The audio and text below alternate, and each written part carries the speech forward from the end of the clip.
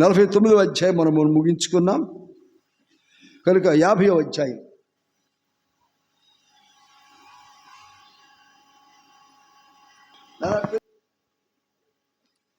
మొదటి 2 వచనాలు చదువుకుందాం. ఆ ఆ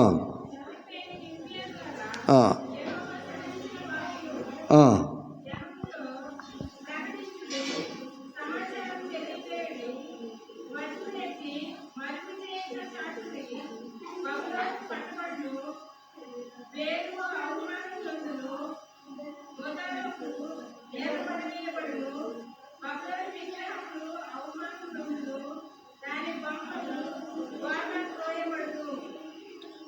ఆమేన్. దేవునికి స్తోత్రం. హల్లెలూయా. పరిశుద్ధుడా మీకు వందనాలు. చదవబడిన వాక్యమును బట్టి నాయన కొద్దిసేపు మాతో మాట్లాడండి అయ్యా. అది ఎలా ధ్యానం చేయాలో మాకు తెలియదు నాయన, ఎలా అర్థం చేసుకోవాలో మాకు తెలియదు, అసలు దాన్ని చదవటమే రానటువంటి వారు మేము. కనుక అర్థం చేసుకునే మనస్సు, శక్తి, సామర్థ్యాలు మాకు దయచేయండి. మీ పరిశుద్ధాత్మ శక్తి చేత నింపండి. ఈ వచనం ద్వారా మీ ఉద్దేశం ఏమైతే మాతో మాట్లాడాలనుకుని ఈ ఆదివారం ఈ ఆరాధనలో ఉంచారో నాయన, ఆ ఉద్దేశ్యమునైనా మేము అర్థం చేసుకునే కృపను మాకు దయచేయండి. మీ ఉద్దేశ్యమునే మా జీవితంలో అనుసరించే వారముగా మేము ఉండడానికి సహాయము చేయండి. మెట్టుకునైనా మీరే మహిమ పొందుకోమని ప్రార్థన చేస్తూ మీ చేతులకు అప్పగించుకుంటూ యేసు నామములో స్తుతించి ప్రార్థించి వేడుకొంచున్నాము తండ్రి. ఆమేన్. ఆమేన్. ప్రియులారా, ఇర్మియా గ్రంథంలోంచి మనం చాలా విషయాలు మనం నేర్చుకుంటా ఉన్నాం. ఇర్మియా గ్రంథంలోంచి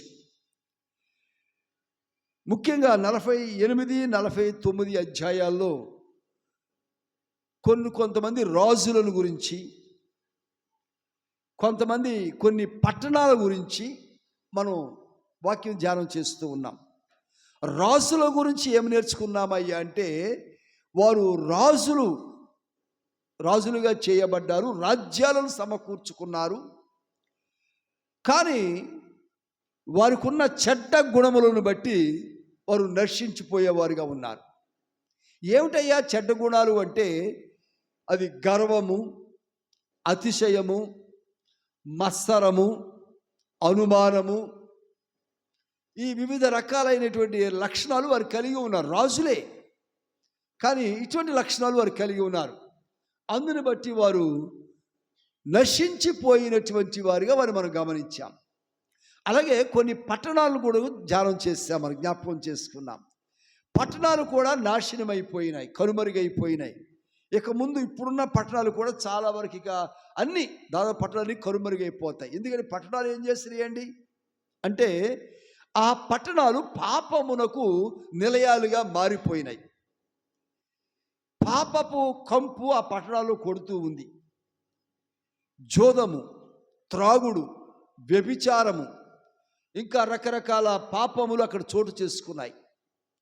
కనుక ఎంతటి రాజు అయినా సరే దేవునికి ఆయాసకరంగా ఉన్నప్పుడు ఆ రాజు చరిత్రలో కొట్టివేయబడతాడు, తీసివేయబడతాడు.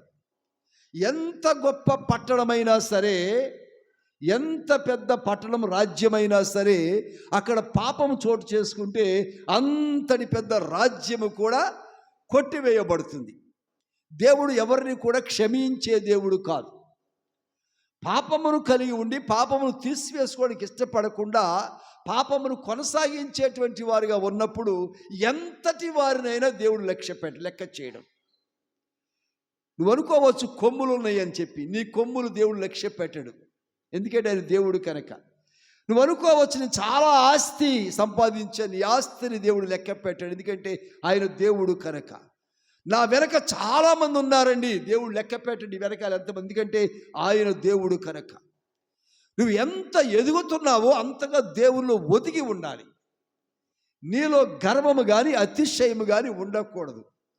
అవి ఉన్నప్పుడు రాజులైనా, మంత్రులైనా, గొప్పవారైనా, పట్టణాలైనా, ప్రదేశాలైనా, రాష్ట్రాలైనా, దేశాలైనా దేన్ని కూడా దేవుడు మిగల్చడు. బైబిల్లో ఒక పవర్ఫుల్ రాజు ఉన్నాడు, చాలామంది ఉన్నారు. ఒక పవర్ఫుల్ రాజు ఉన్నాడు, నెబుకద్నెజరు రాజు అని ఆయన పేరు. నెబుకద్నెజరు రాజు చాలా గొప్ప రాజు, చాలా బలమైన వాడు. ఆయనకి ఎదురు నిలబడి గెలవగలిగిన రాజులు ఎవరు కూడా లేరు. యుద్ధానికి వెళ్తే ఖచ్చితంగా గెలుపు అయిందే, వన్ సైడెడ్. అటువంటి రాజు గర్వాన్ని పెంచుకున్నాడు, అతిశయిస్తూ ఉన్నాడు, నా అంతటి వాడు లేడు అని చెప్పేసి ఏం చేయబడ్డాడో తెలుసా? సింహాసనం మీద నుంచి దిగి ఉదయాన్నే మంచు పడతా ఉంటే ఆ పచ్చిక బయలులో పశువు వలె మోకాళ్ళ మీద చేతులు కాళ్ళు ఆనించి, పశువు 4 కాళ్ళ మీద ఎలా నడుస్తుందో అలా నడుచుకుంటూ ఆ మంచులో తడిచిపోయేంత మంచు తడిచిపోతూ ఆ 4 కాళ్ళ మీద నడుస్తూ ఆ పచ్చిక బయలు పచ్చి గడ్డి తిన్నాడు. పచ్చి గడ్డి నోటితో, చేత్తో తీసుకొని తినడం కాదు, నోటితో పశువు వలె ఇలా ఇలా ఇలా ఇలా తీసుకొని తిన్నాడు. ఒళ్ళంతా తడిసిపోయింది మంచుతోటి. ఆకారం, రాజుగారి ఆకారం పోయింది.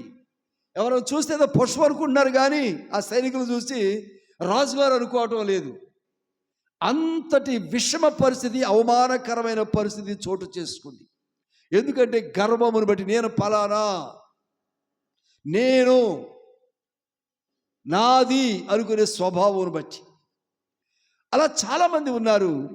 వారందరూ కూడా నేటికి నాశనం అయిపోయారు. ఇప్పుడు ఉన్నటువంటి వారు కూడా నేను చేశాను, నాది ఇది, నా వల్ల అయింది అనుకునే వారిని కూడా అలాగే దేవుడు చేయబోతా ఉన్నాడు. కనుక ఇలాగ కొన్ని పట్టణాలు బట్టి మనం జ్ఞాపకం చేసుకున్నాం, కొందరు రాజులు బట్టి మనం జ్ఞాపకం చేసుకున్నాం. 48, 49 అధ్యాయాల్లో ఇర్మీయా గ్రంథంలో చాలా విషయాలు మనం నేర్చుకుంటూ ఉన్నాం.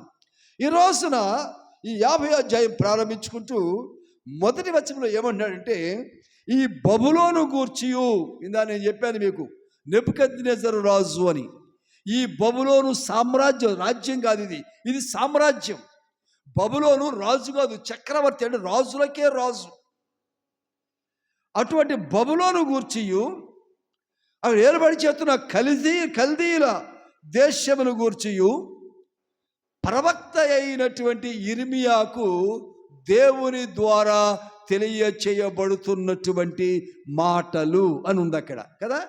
అంటే దేవుడు కొన్నిసార్లు ఎలా మాట్లాడతాడంటే, దేవుడు డైరెక్ట్గా ఎవరైతే దేవునికి ఆయాసకరంగా ఉన్నారో వారితోనే దేవుడు మాట్లాడతాడు. నువ్వు ఇలా ఉన్నావు, నీలో ఈ చెడు ఉన్నది, నీలో ఈ పద్ధతి మంచిది కాదు, నువ్వు తీసేసుకో, నువ్వు దాన్ని వదిలించుకో, అది నీకు వద్దు అని దేవుడు చెప్తారు. మరికొన్నిసార్లు దేవుడు ఏం చేస్తారంటే దైవ సేవకుల ద్వారా హెచ్చరిస్తూ ఉంటాడు. నీలో ఈ చెడు గుణం ఉన్నది, వద్దు, తీసేయి, అది నీకు ఉండకూడదు, దానివల్ల నీకు నష్టము అని దైవ సేవకుల ద్వారా కూడా దేవుడు మాట్లాడుతూ ఉంటారు. మరికొన్నిసార్లు నువ్వు బైబిల్ చదువుతూ ఉంటే ఆయా వచనాలు, ఆయా వాక్యాల ద్వారా నీతో దేవుడు మాట్లాడతారు, నీలో ఈ పాపము ఉన్నది, ఇది తీసేసుకో అని చెప్పేసి. మరికొన్నిసార్లు నువ్వు ప్రార్థన చేసుకుంటూ ఉంటే, లేదా నిద్రపోతూ ఉంటే దేవుడిని దర్శించి నీలో ఉన్న ఆయాసకరమైన పరిస్థితి ఏదైతే ఉందో దాన్ని నీకు తెలియచేసి, గుర్తు చేసి నీకు అది వదిలేసుకో. అది లేకపోతే ఎలా నువ్వు ఇబ్బంది పడతావు, ఎలా నాశనం అయిపోతావు అని చెప్పి దేవుడు అలా కూడా దేవుడు మాట్లాడుతూ ఉంటారు. కనుక ఏ విధంగానైనా మెట్టుకు దేవుడు మాట్లాడే దేవుడు ఆయన. కనుక ఇక్కడ ఇర్మీయా ప్రవక్త గారి ద్వారా దేవుడు మాట్లాడుతూ ఉన్నాడు. ఎవరి గురించి అంటే బబులోను సామ్రాజ్యంలో ఉన్నటువంటి ఆ కల్దీల దేశం గురించి దేవుడు మాట్లాడుతూ ఉన్నారు. అక్కడ ఎవరున్నారయ్యా అని గమనించినప్పుడు 2వ వచనంలోకి వద్దాం. జనములలో ప్రకటించుడి, సమాచారము తెలియచేయుడి. ఏం చేయాలంట? ఆ దేశ ప్రజలందరికీ చెప్పండి, ఆ గ్రామ ప్రజలందరికీ తెలియచేయండి. ఆ దేశంలో ఎన్ని వర్గాల ప్రజలు ఉన్నారో వారందరికీ, ఇర్మీయా, నా దాసుడైన ఇర్మీయా, ఆ దేశంలో ఉన్న ప్రజలందరికీ అనౌన్స్మెంట్ చేయండి, ప్రకటించండి, చెప్పండి, చాటింపు వేసి చెప్పండి. ఏమని చెప్పాలంటే అక్కడ, ధ్వజమునెత్తి మరుగు చేయక చాటించుడి. ధ్వజమునెత్తి, ఎలుగెత్తి. ధ్వజము అంటే జయనాదము, అంటే ఎలుగెత్తి కేకలు వేసి, అయ్యా ఈ రాజ్యం పాడైపోతుంది, ఈ దేశం కొట్టుకుపోతుంది, ఈ దేశం నాశనం కాబోతా ఉంది, ఈ ప్రజలు నాశనం కాబోతా ఉన్నారు అని చెప్పేసి ఎలుగెత్తి ప్రకటించాలంట. ప్రకటించకపోతే ఏమవుతుంది? ఆ విషయం వారికి తెలియక వారు నాశనమైపోతారు. నాశనమైపోకుండా ఉండాలి, జాగ్రత్త పడాలి అనుకుంటే వారికి ముందుగా తెలియచేయబడి ఎలాగంటే ఎలుగెత్తి చాటాలంట. ఎలుగెత్తి ప్రకటించాలి మనం. ఇంకా ఏమని ప్రకటించబడుతున్నాడంటే అక్కడ వాస్తవంగా ఇప్పుడు ఏమని వాస్తవంలోకి వద్దాం, ఏ మాటలు మాట్లాడుతున్నా చూద్దాం. ఇప్పుడు బబులోను పట్టబడును, బేలు అవమానమునందును, మెరోదకు నేల పడవేయబడును అనే మాట చూస్తున్నాం. ఏమని ప్రకటించాలంట? ఈ బబులోను దేశం, బబులోను సామ్రాజ్యం, ఇంత పెద్ద గొప్ప సామ్రాజ్యం ఏమవుతుందంట? పట్టబడును. పట్టబడును అంటే కట్టబడును అంటే మంచిది, కట్టుకుంటాం. ఇది పట్టబడును అంటే చెరపట్టబడుతుంది. ఆ పట్టణంలో ఉన్న ప్రజలకు ఊపిరి సలపకుండా ఉండేలాగు రకరకాల బాధలు వస్తూ ఉంటాయి. రకరకాలుగా దొంగతనాలు, దొమ్మిలు, అరాచకాలు, దౌర్జన్యాలు, కొట్లాట్లు, అసలు మనిషి నిలబడటానికి బ్రతకటానికి అవకాశం లేనటువంటి అరాచకమంతా అక్కడే ఉంటుంది. ఏ మనిషి చూసినా చెర చెర చెర చెర.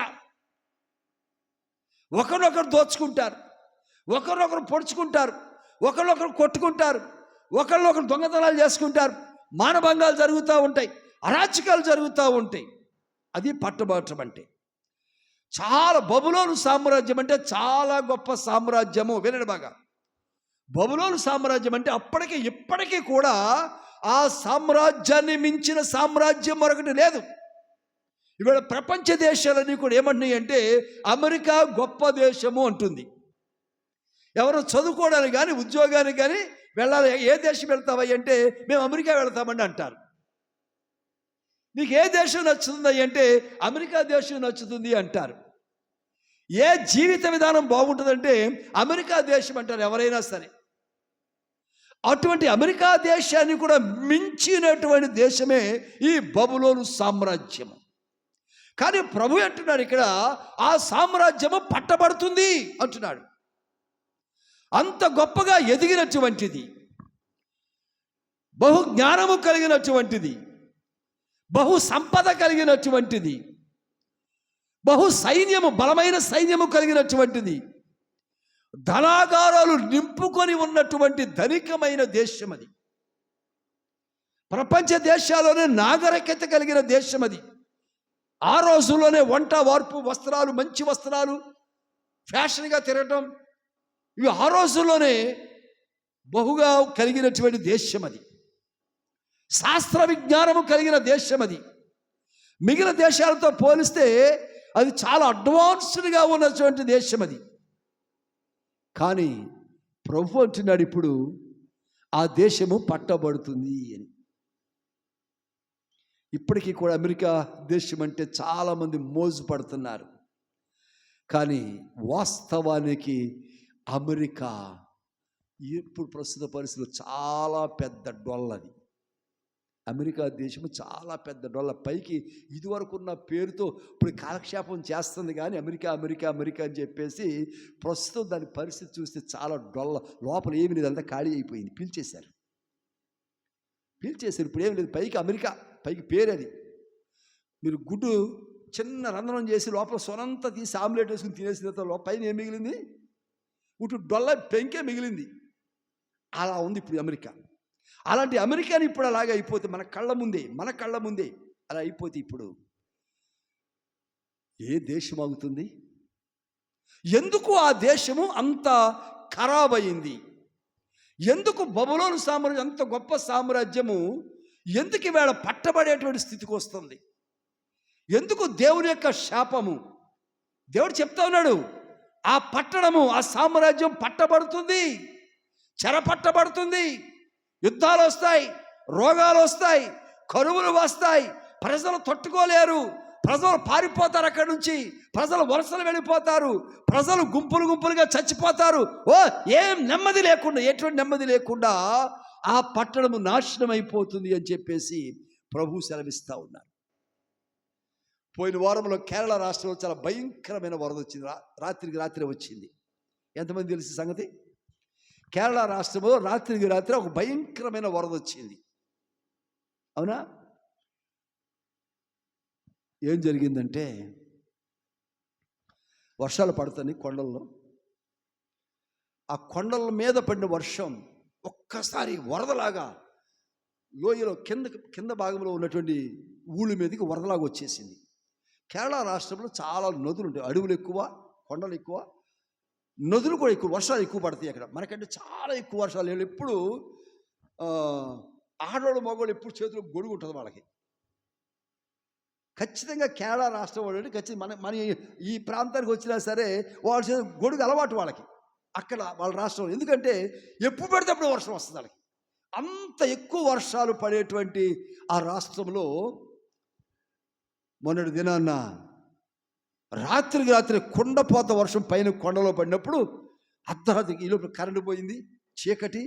ఆ కొండలు కరిగి వర్షానికి వరదకు కరిగిపోయి ఆ ఒండ్రు, ఆ మట్టి, బురద, నీళ్లు, వర్షపు నీళ్ళు, వరద కలిసిపోయి ఒక్కసారిగా ఊళ్ళ మీదకి వచ్చేసింది.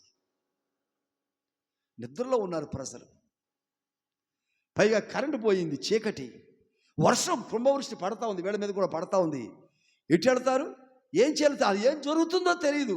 నిద్రలో ఉండగానే బురద ఇళ్ల మీదకి వచ్చేసింది, ఇళ్ల పైకప్పుల మీద నుంచి వెళ్ళిపోయింది. ఇవాళ కొన్ని ఊళ్ళు కనపడటం లేదు. ఇప్పుడు అక్కడ ఇవాళ కొన్ని ఊళ్ళు కనపడటంలా. ఇప్పుడు ఇంకా ప్రొక్లైన్ జేసీబీలతో ఆ బురదను తవ్వుతూ ఉన్నారు. తవ్వుతూ ఉంటే శవాలు బయటకు వస్తామని. ఇప్పుడు ఇంక వారం దాటిపోయింది. కేరళ రాష్ట్రం అంటే మన దేశమంతటికీ కూడా చదువులో అక్కడ ఈ అమ్మాయి చదువుకోలేదు అంటానికి ఉండదు. అందరూ చదువుకునే వాళ్ళు అక్కడ, అందరూ చదువుకున్నాడు. చదువు లేకుండా ఒక్కరు కూడా మగపిల్ల కానీ ఆడపిల్ల కానీ ఎవరు చదువు లేకుండా ఎవ్వరు ఉండరు. అంతటి చదువు కలిగిన వాళ్ళు, జ్ఞానం కలిగిన వారు, వారి జ్ఞానానికి మూలకారణం చెప్పి మనకంటే చాలా తెలివైన వాళ్ళు. అందుకనే మన దేశంలో ఉండే ఈ కలెక్టర్లు, ఐఏఎస్లు, ఐపీఎస్లు ఎక్కువ కేరళ నుంచే వస్తారు. ఎక్కువ మంది కేరళ రాష్ట్రం నుంచి చదువుకున్న వాళ్ళు ఎక్కువ మంది ఐఏఎస్లు, కలెక్టర్లు అంటారు కదా, డిఐజీలు, ఎస్పీలు అంటారు కదా, లేకపోతే రైల్వేని కానీ, సిబిఐని కానీ, కోర్టులు కానీ, వీటిలో హెడ్లందరూ కూడా కేరళ నుంచి వచ్చిన వాళ్ళు ఎక్కువ మంది ఉంటారు. ఎందుకో తెలుసా? వారికి తెలివి ఎక్కువ, జ్ఞానం ఎక్కువ. అంత తెలివి వారికి ఎందుకు వచ్చిందని వారు ఒక ఇది వాక్యానికి సంబంధించింది కానీ మామూలుగా మీ జ్ఞానం కొరకు చెప్తున్నాను. అంత తెలివి మన దేశం మొత్తం మీద ఆ కేరళ రాష్ట్రం వాడు. అంటే మన మద్రాసు తర్వాత ఉండే రాష్ట్రం అది. మద్రాసు ఆ బెంగళూరుకి చివర సముద్రం దగ్గర ఉంటుంది ఈ రాష్ట్రం. చిన్న ముక్కలా ఉంటుంది, ఎంత ఉంటుంది. ఎందుకు అంత తెలివిగల వారయ్యారని వాళ్ళు అడిగితే వారు చెప్పే మాట ఏంటో తెలుసు? శాస్త్రజ్ఞులు, సైంటిస్టులు చెప్పిన మాట ఏంటో తెలుసా? మనం కూరల్లో, వంటల్లో ఏమి నూనె వాడతాం అమ్మా? ఏంటది? దాన్ని ఏమంటాం మామూలుగా? ఏమంటారు? అదే మంచి నూనె అంటాం మనం. ముంచే నూనె అది. మనం మంచి నూనె పేరు పెట్టుకున్నాం కానీ మన ఆరోగ్యాలు ముంచేసి క్యాన్సర్లు తీసుకొచ్చే నూనె అది వాస్తవానికి. దాన్ని లొట్టలు వేసుకుంటా, దానిలో బజ్జీలు వేసుకుని, ఫలావులు వండుకొని అబ్బబ్బబ్బబ్బబ్బ ఏం తింటా ఉంటామో మనం. పిండి వంటలన్నీ, కూరలన్నీ ఏంటంటే మంచి నూనె పేరు పెట్టిస్తారు మనకి. Good, praise god, welcome. మంచి నూనె అని పేరు పెట్టారు దానికి. కానీ కేరళ వాళ్ళు వంటలకు ఏం వాడతారో తెలుసా? కొబ్బరి నూనె వాడతారు వాళ్ళు. కొబ్బరి తోటలు ఎక్కువ, వాళ్ళకి చాలా ఎక్కువ కొబ్బరి తోటలు ఉంటాయి. ఎటు చూసినా కొబ్బరి తోటల మధ్యలో ఇళ్ళు ఉంటాయి. పెద్ద పెద్ద ఎస్టేట్లు ఉంటాయి వారికి. నేను చూశాను ఆ ఏరియా అంతా. పెద్ద పెద్ద ఎస్టేట్లు ఉంటాయి. ఆ ఎస్టేట్ మధ్య ఇల్లు వేసుకుని ఉంటారు వాళ్ళు. ఇంటి కనీసం 2-3 వేరే దేశాల్లో స్థిరపడిపోయి వ్యాపారాలు చేస్తూ ఉంటారు వారు. ఆ ముసలోళ్ళు లేదా చదువుకునే వాళ్ళు ఉంటారు ఇక్కడ ఇంట్లో. అంతే, ప్రతి ఇంటికి అంతే తొంత అక్కడ. పెద్ద పెద్ద ఎస్టేట్లు, కొబ్బరి తోటలు ఉంటాయి కనుక వాళ్ళు తలకి అదే వాడతారు, ఒంటికి అదే వాడతారు, వంటలకి అదే వాడతారు. అసలు మంచి నూనె అంటే తెలియదు వారికి. ఆరోగ్యానికి కొబ్బరి నూనె శ్రేష్టమైనటువంటిది. ఒంటికి రాసుకున్నా, తలకు రాసుకున్నా, తినటానికి తిన్నా వాళ్ళు కొబ్బరి నూనె తాగుతారు. వాళ్ళు ఎందుకంత తెలివి, ఎంత చురుగు, యాక్టివ్గా ఉంటారు వాళ్ళు. మనకులాగా నిద్రమత్తులాగా ఉండరు, మనుతున్న పాములాగా ఉండరు. మనకులాగా పరిగెత్తావా, వస్తానులే, అన్నం వండావా, లేస్తానులే, ఇది మన తంతు. ఎంతసేపు నిద్రమోహాలు మన అన్నీ. వాళ్ళు అలా ఉండరు. ఎప్పుడు యాక్టివ్గా చురుగ్గా, ఆడపిల్ల కానీ మగవాళ్ళు కానీ ముసలోళ్ళు 90 సంవత్సరాలు 100 వచ్చినా సరే యాక్టివ్గా కదులుతూనే ఉంటారు. ఎందుకంటే వాళ్ళు కొబ్బరి నూనె వాడతారు. వాళ్ళు వాడే ఆహారపు అలవాట్లు బట్టి వారు తెలివిగా, చురుగ్గా, జ్ఞానం కలిగి ఉంటారని చెప్పేసి ఒక పరిశోధన తెలియజేసింది. Right, okay, correct. ఇప్పుడు మనం బబులోనికి వద్దాం. అటువంటి రాష్ట్రాలు ఈ రోజున కొట్టుకుపోతూ ఉన్నాయి. గ్రామాలు కొట్టుకుపోతూ ఉన్నాయి, నాశనం అయిపోతూ ఉన్నాయి. ప్రభు అన్నాడు బబులోను సామ్రాజ్యం పట్టబడుతుంది అంటున్నాడు. ఎందుకు అయ్యా అంటే చూద్దాం అక్కడ ఏముంది. పట్టబడును, బేలు అవమానము నందును, మెరోదకు ఏమవుతుందంట, నేల మీద పడవేయబడుతుంది అంటున్నాడు. 2 పేర్లు చెప్తున్నాడు ఇక్కడ. ఒకటి బేలు అన్నాడు, రెండోది మెరోదకు అన్నాడు. ఇవన్నీ ఈ 2 కూడా ఈ బబులోను సామ్రాజ్యంలో ఉన్నటువంటివి. బేలు, మెరోదకు. మెరోదకు అంటే ఆ మాటకు అర్థం ఏంటంటే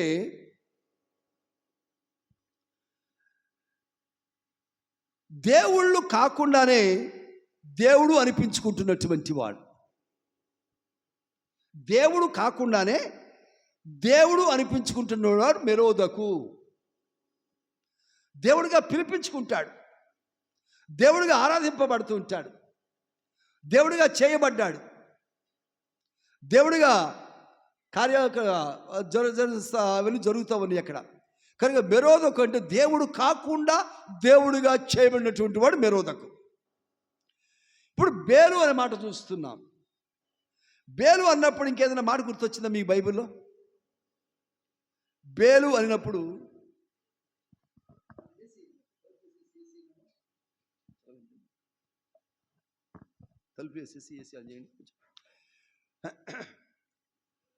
బేలు అన్నప్పుడు మీకు ఏదైనా పేరు గుర్తొచ్చిందా? ఏదైనా అలా శబ్దం వచ్చేది ఏదైనా గుర్తొచ్చిందా బైబిల్లో? బేలు అన్నప్పుడు బయలు అన్నారా? ఓకే, ఓకే, ఓకే, అంటే దగ్గరగా ఉంది కానీ దానికంటే ఇంకా రిలవెంట్గా. ఏలు, బాబేలు, ఓకే, అది కొంచెం పర్లేదు, చెప్తాను, దాని గురించి కూడా చెప్తాను. ఇంకా యోవేలు, దాని ఏలు బేలు. ఏలు ఉంది కదా. ఏలు అంటే ఏంటి? దాని ఏలు, ఎహెచ్కేలు, ఏలు చాలాసార్లు చెప్పుకున్నాం ఈ మాట మనం. మికాయేల్. ఏలు అంటే ఏంటి? దేవుడు అని అర్థం. ఏలు అంటే దేవుడు అని అర్థం. బేల్ అంటే ప్రభు అని అర్థం. బేల్ అంటే ప్రభు అని అర్థం. ఏం ప్రభు అయ్యి అంటే, ప్రభు అంటే మళ్ళీ దేవుడు అయి ఉండాలిగా. అరువు తెచ్చుకున్న దేవుడు అంట. ఏం దేవుడు? అరువు తెచ్చుకున్న దైవత్వం. అంటే దైవత్వాన్ని కూడా అరువు తెచ్చుకుంటారన్నమాట కొంతమంది. అంటే మనం చూడండి, పెళ్ళికి వెళ్ళాలా, మనం కట్టుకుని మంచి లేవు, పెళ్ళికి వెళ్ళాలి కూడా పక్కింట్లో ఎవరిదో మంచి చీర అడిగి తీసుకొట్టి కట్టుకెళ్తారు కదా. ఫంక్షన్కి వెళ్ళాలా, మెడలో ఏమి లేవు, పక్కింటి వాళ్ళు అడిగేదో వేసుకెళ్తారుగా, అవునా? ఏదో బయటికి వెళ్ళి రావాలా, మనకు బండి లేదు, ఫ్రెండ్ ఎవరు అడిగి వేసుకెళ్తాంగా బండి. అరువు. చూసిన వాళ్ళు ఏమనుకుంటారంటే, బండి ఇడిదే కొనరు, మొన్న నడిచి వెళ్తున్నాడు, బండి మీద గండు కొన్నట్టున్నాడు రో అనుకుంటారు చూసిన వాళ్ళు, అవునా? మొన్నే 100 రూపాయల కోసం అప్పుకొచ్చింది, మంచి నగ వేసుకొచ్చి అంటే కొనుక్కుందన్నమాట, ఏం కలిసి వచ్చిందో నడమంత్రపు సిరి అనుకుంటారు. అంటే నువ్వు ధరించిన వస్తువు నీదిగానే, కానీ ఎక్కడది? అరువు తెచ్చుకున్నటువంటిది. బేల్ అంటే ఏల్ దగ్గర నుంచి అరువు తెచ్చుకున్నది బేల్. ఏల్ అంటే నిజమైన దేవుడు. బేల్ అంటే ఏలు దగ్గర నుంచి ఏలును చూచి, ఆ నిజమైన దేవుడిని చూచి ఆరాధింపబడటం చూచి, దూతలు ఆరాధించడం చూచి, నిత్యము కూడా దూతలు రెక్కలు కట్టుకొని చుట్టూ తిరుగుతూ యెహోవా పరిశుద్ధుడు, యెహోవా పరిశుద్ధుడు పొగుడుతూ ఉంటే, పాటలు పాడుతూ ఉంటే, కీర్తిస్తూ ఉంటే, ప్రభావము దేవుళ్ళ నుంచి వస్తూ ఉంటే, అది చూచి నేనెందుకు అలా ఉండకూడదు అనుకొని తెచ్చిపెట్టుకున్న దైవత్వం. నేను కూడా అటువంటి దేవుణ్ణే అని చెప్పుకోవడానికి కొన్ని విధానాలు అమర్చుకొని ఏర్పాటు చేసుకొని దేవుడిగా పిలిపించుకుంటున్నటువంటి వాడు ఈ బేల్. మెరోదక్ అంటే ఫాల్స్ గాడ్, దేవుడు కాకుండా దేవుడిగా పిలిపించుకుంటున్నటువంటి చేయబడినటువంటి వాడు. బేల్ అంటే అరువు తెచ్చుకున్నటువంటి వాడు, అరువు తెచ్చుకున్నటువంటి వాడు. అందుకే అంటూ ఉంటారు కొంతమంది, ఒక ఆమంట పెళ్ళికి వెళ్ళటానికి కట్టుకోవడానికి పట్టు చీర ఇచ్చి వెనకాల ఏం పట్టు తిరిగిందంట? ఏం పట్టు తిరిగింది? పీట పట్టు తిరిగింది. ఎందుకో పీట? ఏమి ఎక్కడికి వెళ్తే అక్కడ పీట పట్టు కూర్చో, అక్కడ కూర్చోమ్మా, అమ్మ నువ్వు ఇక్కడ కూర్చో అంటుందంట పీట తీసుకొచ్చి. ఏంటి ఏమైనా నా వెనకాల పీటకు వచ్చి ఎంత భక్తి, నేనంటే ఎంత గౌరవం వచ్చేసింది అనుకొని ఈ చీర కట్టుకున్నాం అనుకుంటుంటే, ఆ చీర ఓనర్ గారు వచ్చేసి ఎక్కడ కూర్చొని అక్కడ పీటేస్తుందంట. తప్పుసారి ఇప్పుడు ఆ చీర ఏదో పట్టుకొని డ్యామేజ్ అయిందనుకోండి, చిరిగిందనుకోండి, ఏదో ఒక రంగు అంటుకుందనుకోండి, అంటే కొత్త చీర పట్టు చీర కానీ ఏం చేయాలి? ఇప్పుడు ఎలా తీసుకొచ్చా వాళ్ళకి అప్పచెప్పాలా. వస్తువు బండి అయినా సరే, నగైనా సరే, డబ్బులైనా సరే. డబ్బులు అంటే సరే 100 రూపాయలు తెచ్చా మళ్ళీ 100 రూపాయలు లెక్క పెట్టిస్తాం. అదే వస్తువు అయితేనో అదే వస్తువు కావాలి కదా. మరి ఇప్పుడు డ్యామేజ్ అయితే ఎలాగా? డ్యామేజ్ అయితే ఎలాగా? ఒకసారి నేను ఇక్కడ బ్యాంకులో పనిచేస్తూ ఉన్నాను. అప్పుడు నువ్వు బండి లేదు, అర్జెంటుగా ఇప్పుడు మొదలైన పని కాలుమూలు డిప్యుటేషన్ మీద ఎడమన్నారు నన్ను. అప్పటికి 10:30 అయిపోయింది టైం. ఆ మేనేజరు అక్కడ ఉన్న ఆఫీసులో ఎవరు రాలేదంట. అప్పుడు అది చూసుకుని 10:30 నాకు విజయవాడ నుంచి రీజనల్ ఆఫీస్ వాళ్ళు ఫోన్ చేసి, ఇక్కడ మేనేజర్కి మీ స్టాఫ్ ఎవరైనా మంచిగా వాళ్ళు కొంచెం చేసేవాళ్ళు ఎవరైనా ఉంటే, కానుమూలు స్టాఫ్ సెలవు పెట్టేసరి ఇవాళ ఇది బాగాలేదు వాళ్ళకి ఎవరికోను, కొంచెం డిప్యుటేషన్ పంపించమంటే అటు ఇటు చూస్తే నేను కనపడుతున్నాను. అందరికీ పొడుగ్గా ఉంటానేమో నేను కనపడుతున్నాను మా మేనేజర్కి. ఒక పిలిచి రేపు మీకు వెళ్ళండి, కొంచెం మీరైతే కొంచెం చేయాలి అన్నాడు. నాకు బండి లేదు, అప్పుడు బండి లేదు. ఏం చేయాలని చెప్పేసి మేనేజర్ గారి బండి అడిగాను నేను. మీరు బండి ఇవ్వండి, వెళ్తాను నేను. మరి అర్జెంట్గా వెళ్ళాలి కదా, బస్సు ఎక్కి వెళ్ళాలంటే ఇప్పుడు అయ్యే పని కాదు. నేను బస్ స్టాండ్కి వెళ్ళాలా, అక్కడ మరి బస్సు దిగాల, కానుమూలు అంటే మళ్ళీ 4 కిలోమీటర్ లోపలికి వెళ్ళాలి అవ్వదు కదా. మీరు బండి ఇస్తే వెళ్తాను, త్వరగా వెళ్ళిపోతాను. రైట్. తర్వాత వచ్చేసి రాజదూత్ బండి, ఆ రోజులో రాజదూత్ బండి అది వేసుకుని వెళ్తా ఉన్నాను. సత్రంపాడులో రైల్వే గేట్ ఉండేది, అప్పుడు ఫ్లైఓవర్ వచ్చేసింది ఆ ఉమెన్స్ కాలేజ్ దగ్గర. అప్పుడు ఏలూరు వెళ్తే గేట్లు ఎప్పుడు ఆ గేట్ నేనేంటి లేట్ అయిపోయింది, త్వరగా వెళదాం తెలుసు, యాక్సిలేటర్ తిప్పా. ఎదురుకుండా గేట్ వేస్తుంది, ట్రైన్ సిగ్నల్ ఇచ్చారు, గేట్ వేస్తుంది. డౌన్ చేద్దాం యాక్సిలేటర్ తిరగట్లా, ముందు తిరగట్లేదు, రాట్లా. 100 వెళ్తుంది బండి, ఇది రాజదూత్ బండి. ఇక్కడ నుంచి చూస్తే అక్కడేమో గేట్ వేస్తుంది. గుండెల్లో తాడా. అంతేగా మరి వెళ్తే ఏం చేస్తాను, వెళ్ళి ఒక్కసారి అడ్డంగా ఉన్న ఇనపరాడు బాక్కు తగిలనుకోండి, నేను పగిలిపోతాను, బండి పగిలిపోతుంది. ఇప్పుడు బండి అప్పచెప్పాలి ఎలా? నా గురించి ఆలోచించరా, బండి గురించి ఆలోచిస్తున్నాను నేను. కరెక్ట్గా ఆ ముందు లైట్ తోలుతుంది, హ్యాండిల్ తోలుతుంది, వచ్చేసి అబ్బార్ కంగారు వచ్చేసింది. ఎట్లా బ్రేక్ వేస్తాను, బ్రేక్ పట్టలా, ఈ తిరగట్లా, ఎక్సలేటర్ డౌన్ కావట్లా, దగ్గరికి వచ్చే కొట్టేసరి ఇక ఇదే గేట్ ఇక కట్ అనేసరికి ఎలా జరిగిందో తెలియదు. దేవుని ప్రభు అంటున్నాను నేను మనసులోనే. ప్రభు అంటే తిప్పుతున్నాను, రెండూ పని చేయట్లేదు, వెళ్ళిపోతుంది, 100 వెళ్ళిపోతుంది మోటార్ సైకిల్. కరెక్ట్గా గేట్ దగ్గరికి వచ్చింది, అంగుళం గ్యాప్లో సడన్గా అయిపోయింది బండి. అదే టైం కరెక్ట్గా బండి వెళ్ళిపోతుంది, ట్రైన్. నేను కరెక్ట్గా ఇలా ఆగాను, ట్రైన్ వెళ్ళిపోతా ఉంది. ఎంత గొప్ప కార్యం చేశాడు దేవుడు, చప్పలు కొడదాం దేవునికి స్తోత్రం, హల్లెలూయా. బండి ఏం చేయాలి, నేను జాగ్రత్తగా అప్పచెప్పాలా. నా ఉద్యోగం సంగతి తర్వాత, నా బాడీ సంగతి తర్వాత, బండి తెచ్చా నేను. ఎరువు తెచ్చుకున్న సొమ్ము అంత జాగ్రత్తగా అప్పచెప్పాలి మనం. అది మనది కాదు కనుక. ఇప్పుడు బేలంటే అరువు తెచ్చుకున్నటువంటి దైవత్వం కలిగినటువంటి ఆ వాడిగా పూజలు అందుకుంటా ఉన్నాడు, ఆరాధింపబడుతూ ఉన్నాడు, ఘనత పొందుకుంటూ ఉన్నాడు. కానీ ఆ బేలు ఇప్పుడు ఏమన్నా అంటే ఆ బేలు ఏం చేయబడుతుందంట? బేలు అవమానము నొందును అంటున్నాడు. ఏ అవమానం పొందుతాడయ్య అంటే ఓ రెండు మాటలు మనం జ్ఞాపకం చేసుకుందాం. ఇదే ఇర్మియా గ్రంథం 51వ అధ్యాయం 44వ వచనం చూద్దాం. ముందుగా ఏమవుతుందో చూద్దాం, తర్వాత ఎందుకు అవుతుందో చూద్దాం. అమ్మా 51:44. బబులోనులోనే ఈ బేలును ఏం చేస్తున్నాడు దేవుడు? శిక్షించుచూ ఉన్నాను. చాలు అన్నాను. మరొక మాట చూద్దాం. యెషయా గ్రంథం 46వ అధ్యాయం 1వ వచనం. Book of Isaiah 46. బేలు ఏం చేస్తుందంట? కూలుచున్నది. అక్కడ అంటున్నాడు బేలు కూలుచున్నది అంటున్నాడు. ఇక్కడేమన్నాడు? ఆ బేలును శిక్షిస్తున్నాను అంటున్నాడు. బేలును శిక్షిస్తున్నాను అంటున్నాడు. ఎందుకు శిక్షిస్తున్నాడు దేవుడు అంటే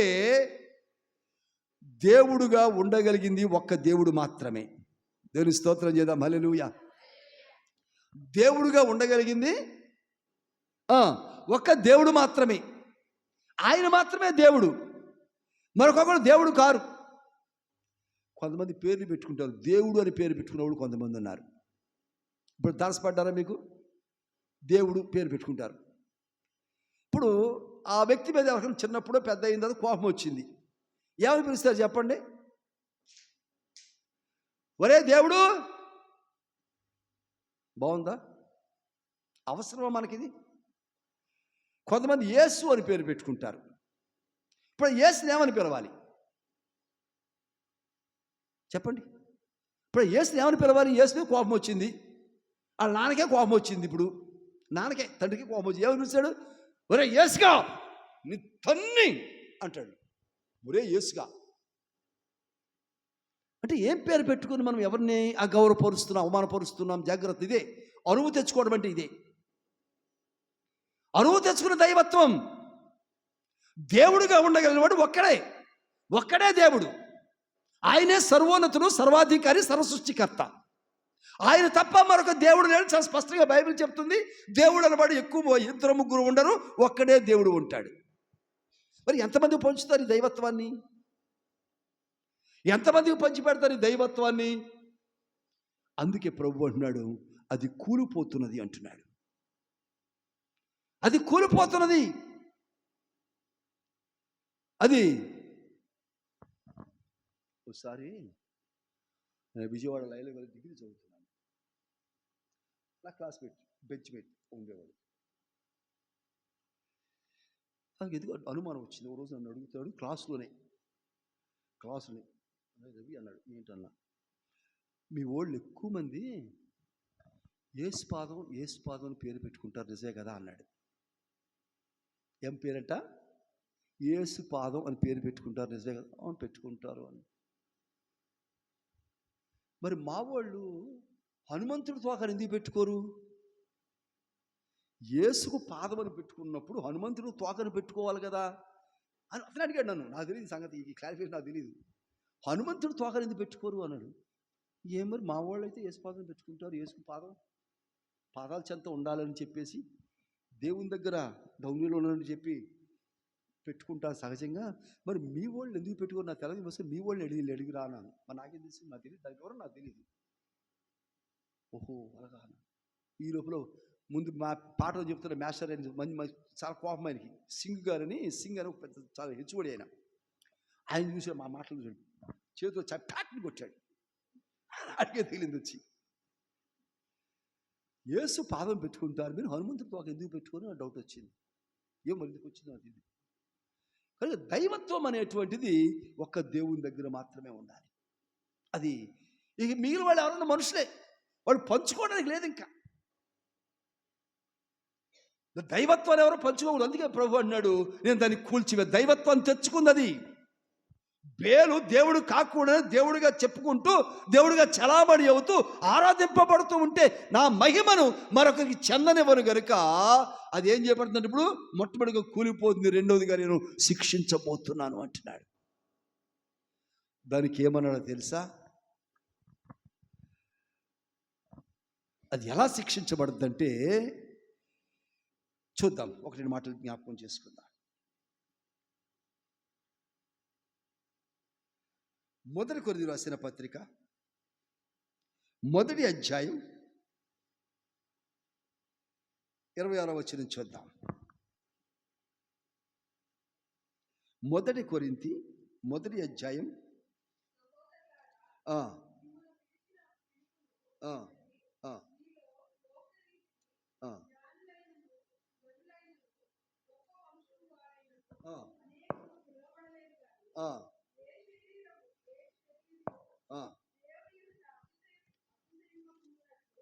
దేవుని దగ్గర అతిశయింపకుండునట్లు జ్ఞానులను సిగ్గుపరచుటకు దేవుడు ఏర్పరచుకున్నా అంట. వెర్రి వారిని దేవుడు ఏర్పాటు చేసుకున్నా అంట. ఏమంటే అక్కడ లోకరీతిని జ్ఞానులైనను గనులైనను గొప్ప వంశము వారైనను అనేకులు ఉన్నా సరే ఏ శరీరయు దేవుని ఎదుట అతిశయింపకుండునట్లు. ఎవ్వరు కూడా అతిశయింపకూడదు. దేవుని కంటే ఎక్కువ, దేవుని కంటే హెచ్చుగా ఎవరు ఊహించుకోకూడదు, దేవుని కంటే హెచ్చుగా ఎవరు అనుకోకూడదు. నాకేంటంటే ఏం తక్కువ, నాకేం తక్కువ అండి, ఎలా మాట్లాడతారు మీరు అంటారు చాలామంది. ఏమ్మా నేను ఉంటానా ఏంటన్నా అయ్యగారింటి ఎలాగన్నాను అని గిచ్చుకుంటూ ఉంటారు. దేవుని కంటే ఎవరైనా జ్ఞానులైనా గనులైనా రాజులైనా మంత్రులైనా ఎవరైనా సరే ఎవరు కూడా ఎక్కువ కాదట. అందుకే ఏమన్నాడంటే ఇక్కడ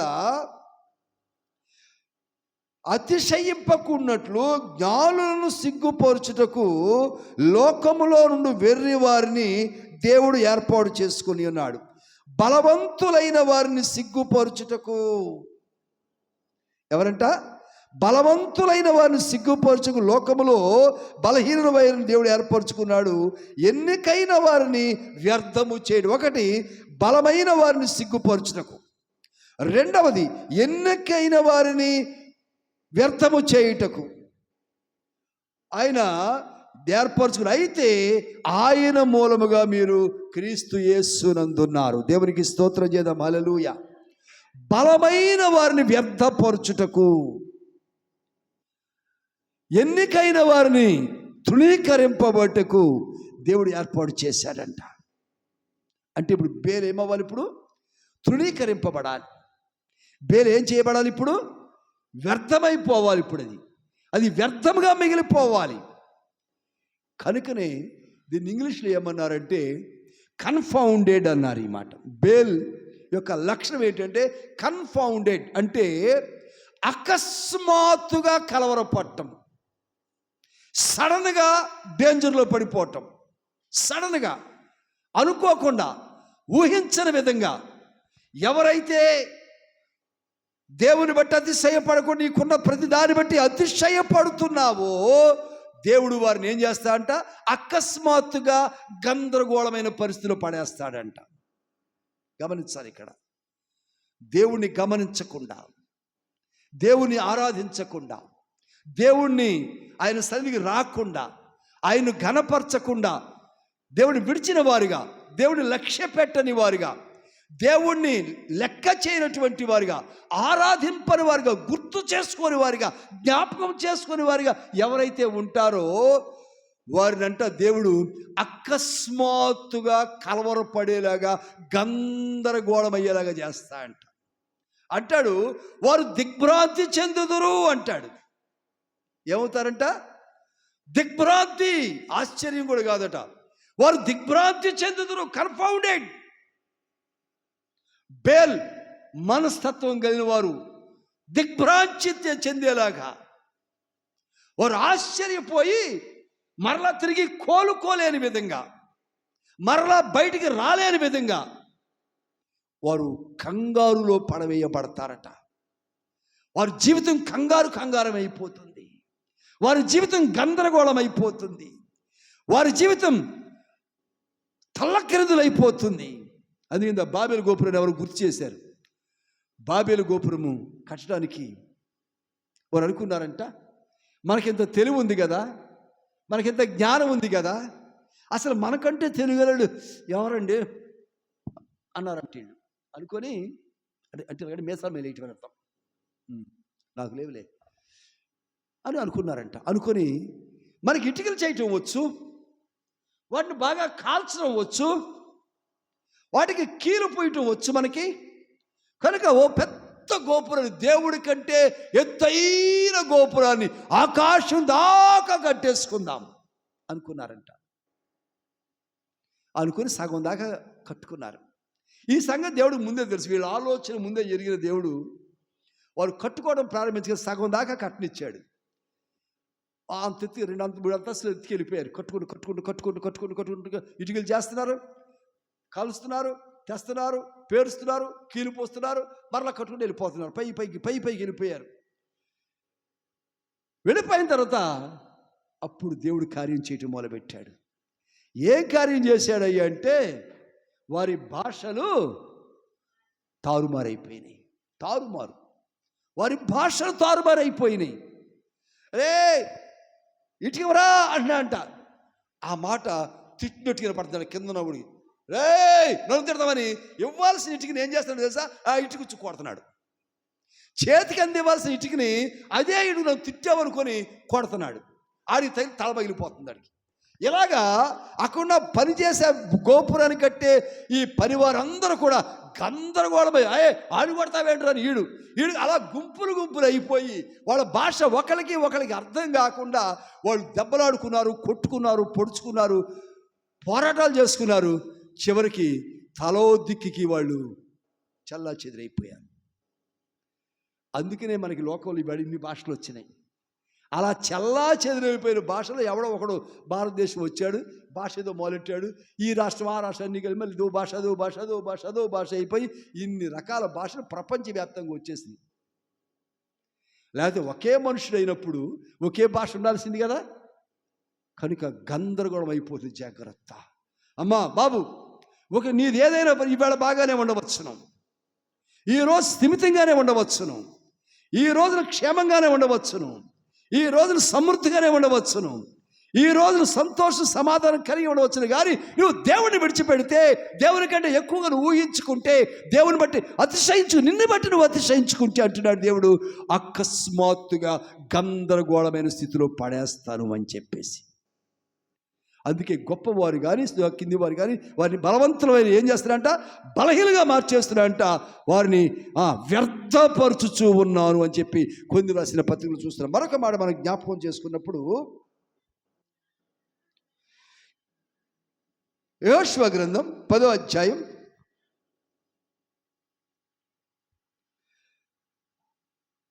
10వ వచనం చూద్దాం.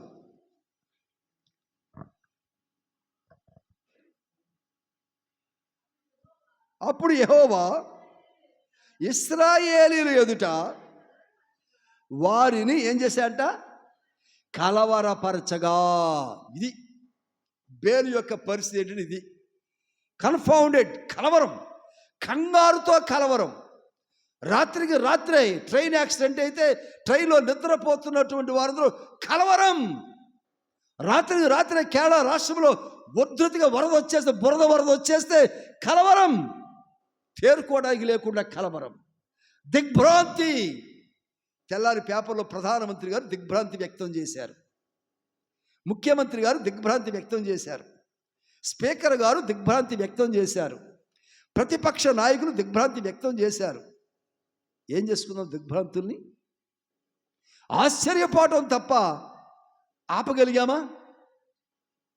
ఏ ఒక్కరి వల్ల ప్రభుత్వాల వల్ల కాలేదు. ఆపటము ఎవరి వల్ల కాదు ఇది. ఎందుకంటే దేవుడే దిగ్భ్రాంతికి గురి చేస్తున్నాడు, కలవరపడుతుంది. అందుకన్నాడు ఇశ్రాయేలీయుల ఎదుట వారిని కలవరపరచగా, ఇంకా గిబియోను ఎదుట మహాఘోరముగా వారిని హతము చేసెను. దిగ్భ్రాంతి కలిగించగా, కలవరపరచగా, కోలుకోలేని కలవరపాటు. జాగ్రత్త అమ్మా.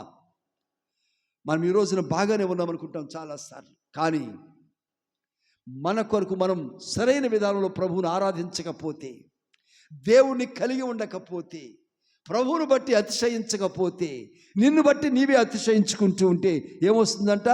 దిగ్భ్రాంతితో కూడుకున్న కలవరపాటు వస్తుంది. దానిలో నుంచి నీవెంతవరకు కూడా కోలుకోలేవు. దేవునికంటే గొప్పవారు ఎవరూ లేరు. ఆయన మించిన వారు లేరు. మరొక దేవుడు కూడా లేడు. అందుకే దైవత్వాన్ని ఫేక్, అరువు తెచ్చుకున్న దైవత్వాన్ని కలిగినటువంటిదిగా ఈ బేల్, ఏళ్ళ దగ్గర నుంచి అరువు తెచ్చుకుందంట దైవత్వాన్ని. ఈ బేల్ అంటారు చూసారా? పులిని చూసి చెప్పండి తర్వాత మీ అందరూ బాగా తెలుసు. ఏం పెట్టుకుందంట? ఎందుకో పులికి చారలు ఉన్నాయంట. ఆ చారల పులిని చూసి అడవిలో జంతువులన్నీ భయపడి ఒడికిపోయి పారిపోతున్నాయి. ఏయ్ కమాన్ అంటే ఏ జంతువు పడితే ఆ జంతువు చక్కగా వచ్చేసి మోకరిస్తుంది, తినేస్తుంది. కష్టపడకుండా తినేస్తుందంట. ఓహో, ఇదేదో బాగానే ఉంది. చక్కగా ఆకలినంతసేపు గుహలో పడుకుంటుంది.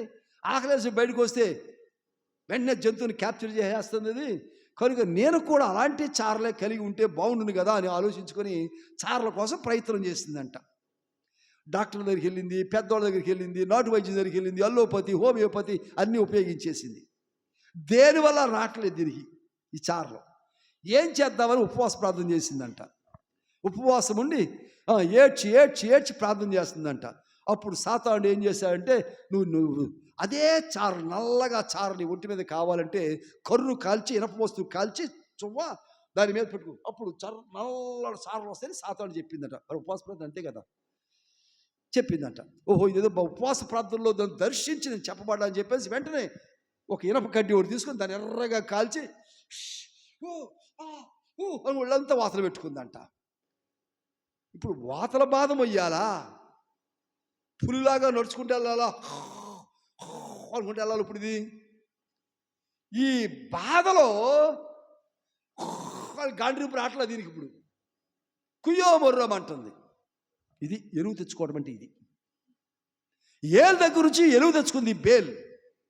అలా నేను కూడా ఉండాలనుకుంది. జాగ్రత్త, అది దిగ్భ్రాంతికి గురయ్యి కలవరపడి ఘోరముగా అది నాశనం చేయబడుతుంది చెప్పి ఇక్కడ వాక్యంలో మనం చూస్తున్నాం. మరొకటి మాట జ్ఞాపకం చేస్తున్నాం, బల్ల రెడీ అవుతున్నట్టుంది కనుక జ్ఞాపకం చేసుకున్నప్పుడు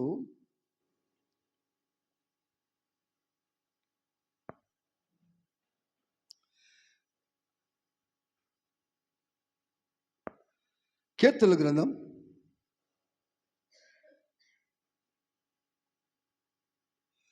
22వ అధ్యాయం 5వ వచనం చూద్దాం. ఒకసారి చూసి ముందుకు సాగుదాం. కీర్తనలు 22:5. అమ్మా, వారు నీకు మొర్ర పెట్టిరి, విడుదల ఉందిరి. దేవునికి స్తోత్రం, హల్లెలూయా. అది ఎంత గందరగోళమైన సరే, అది ఎంత దిగ్భ్రాంతికరమైన పరిస్థితి అయినా సరే, అది ఎంత ఘోర కలిని తీసుకువచ్చేటువంటి పరిస్థితి అయినా సరే, వారు మొర్ర పెట్టినప్పుడు విడుదల పొందుతారు. దేవునికి స్తోత్రం, హల్లెలూయా. ఏం చేయాలంట? మనం ఇంతవరకు ప్రభువుని కలిగి ఉండకుండా ఉన్నాం గనక, మన ఇష్టానుసారంగా లోకంలో బ్రతుకుతున్నాం గనక, దేవుని అలవాట్లు, దేవునికి సంబంధించిన ఆచారాలు ఒక్కటి కూడా పాటించకుండా అపవాదిని వెంబడించే వారముగా, దుష్టుని అనుసరించేటువంటి వారముగా, దుర్మార్గపు ఆలోచనలు కలిగినటువంటి వారముగా, సాతానుని సంతోషపెట్టేటువంటి వారముగా మనం బ్రతుకుతూ ఉన్నాం. కనుక అంటున్నాడు, ఇప్పుడే నువ్వు ఆయనకు మొర్ర పెడితే ఏం చేయబడతావంట? నీవు విడుదల పొందుతావు. ఇప్పుడు ఇంకా మొర్ర పెట్టకుండా ఉన్నావనుకో, ఆ బేల్ ఏం చేయబడుతుంది? అది కూలద్రోయబడుతుంది, అది అవమానానికి గురవుతుంది, అది దిగ్భ్రాంతికి గురవుతుంది, అది కలవర పెట్టబడుతుంది. కలవర పెట్టడం అంటే యోహాను సువార్త 14వ అధ్యాయం 2వ వచనం కలవరపాటు కాదు. ఇది మీ హృదయమును కలవరపడనీయకుడి. ఆమె ఆ కలవరపాటు కాదు ఇది. ఇదంట అసలు కోలుకోవడానికి, తేరుకోవడానికి అవకాశము లేనంతగా దిగ్భ్రాంతికి గురయ్యి నాశనమైపోయే స్థితికి వెళ్ళటం అంట బేల్ది. అందుకే ధనికుడు, పేదవాడు లాజరు చనిపోయినప్పుడు ఆ ధనికుడు ఎక్కడికి తీసుకుపోబడ్డాడు? వాడి ముందు అర్థమైందా? తెలిసిందా? రొట్టెలు ఎగరేసుకొని తిన్నప్పుడు అర్థం కాలేదు ఆ సంగతి. గుమ్మంలో పేదోడు ఉన్నాడు, రొట్టెద్దామన్న సంగతి అది చేయకుండా వాడి దగ్గర కుక్కలకి ఎగరేసేసేవాడంట. ఒక్కొక్క రొట్టె ముక్కలు ఎగరేసేవాడంట. ఎగరేసినప్పుడు అంటే విలాసం, డబ్బుతో బలిసిపోయి క్రొవ్వెక్కి చేసిన పని ఏంటంటే, వారికున్న ధనం, వారికున్న పదవి, వారికున్న లోక వ్యామోహాలు, వారికున్న లోక ఆచారాలు, వీటితో వారు అలా తయారవుతారు. దేవుని మీద దృష్టి పెట్టరు, దేవుని మీద ఆ మనస్సు పెట్టరు, ప్రభువుని ఆరాధించరు, ఆయన సన్నిధికి రారు. వాడు రొట్టెలు ఎగరేసుకొని కుక్కలకి వేస్తూ ఉంటే ఆ కుక్క పట్టుకొని తింటూ ఉంటే ఆ రజను, ఆ పొడి రొట్టె యొక్క రజను ఏదైతే జారి కింద పడిందో దాన్ని నాలుగు అద్దుకొని తినేవాడంట ఈ పేదవాడు. కుక్క నోట్లోంచి జారినటువంటి రజను ఉంటుంది పొడి, దాని నాలుగు నేల మీద పడిపోయింది. నేల మీద ఏముంటుంది? మట్టి, మురికి. ఆ మట్టిలో, మురికిలో, ఇసుకలో పడిపోయిన ఆ రజను పొడిని నాలుకతో నాకి తిన్నటువంటి వాడు ఆ పేదవాడైన లాజరు. ధనికుడు చనిపోయాడు, అంత విలాసవంతంగా బ్రతికాడు, దేవుడంటే కానకుండా బ్రతికాడు, ఒక దేవుళ్లాగా బ్రతికాడు. అరువు తెచ్చుకున్న దైవత్వం అదే బ్రతికాడు. దిగ్భ్రాంతికరంగా, ఆశ్చర్యకరమైన కలవరపాటు కలుగునట్లుగా ఎక్కడున్నాడు ఇప్పుడు? అగ్నిగుండంలో పడవేయబడ్డాడు. ఇప్పుడు కోలుకున్నాడంట. పాపం ఏడుస్తా కాలిపోతా అంటున్నాడు. తండ్రివైన అబ్రహామా గుర్తొచ్చేసాడు. ఇప్పుడు ఎందుకు గుర్తు రాలేదు? ఈ డబ్బుతో ఉన్నప్పుడు గుర్తుకు రాలా, రొట్టెలు ఎగరేసి కుక్కలు పెంచుకున్నప్పుడు గుర్తుకు రాలా, ఆ పేదవాడిని కనికరించకుండా వాడికి దుమ్ములో, ధూళిలో, చెత్తలో, వ్యర్థంలో పడవేసి తింటే లేదు అన్నట్టుగా గర్వముతో ఊగిపోయినప్పుడు అబ్రహాము దేవుడు గుర్తుకు రాలా. ఇప్పుడు అంటున్నాడు, తండ్రివైన అబ్రహామా ఏం కావాలి బాబు? ఒక్క నీటి బొట్టు అవకాశం ఉందా? ఒకవేళ నేను జాలిపడి వేసినా ఆ చుక్క నీ దగ్గరికి వచ్చేలోపు ఏమైపోద్ది?